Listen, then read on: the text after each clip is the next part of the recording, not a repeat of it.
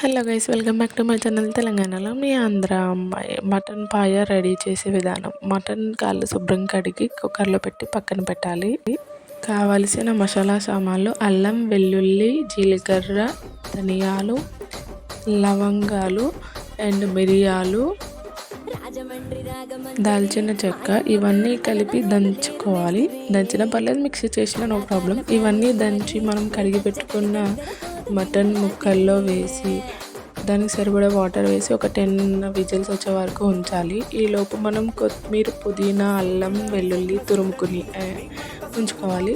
Stove on చేసి cooker పెట్టుకొని నెయ్యి వేసి అల్లం, వెల్లుల్లి తురిమింది అండ్ కొత్తిమీర, పుదీనా ఇవన్నీ వేసి బాగా వేయించాలి. వేగిన తర్వాత కొంచెం కార్న్ఫ్లోర్ కూడా వేసుకోవాలి.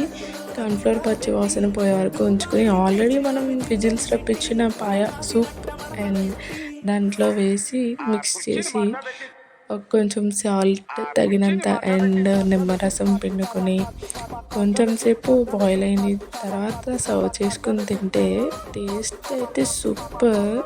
ఇంట్లోనే తయారు చేసిన హోటల్ టేస్ట్ వచ్చింది. Bye guys.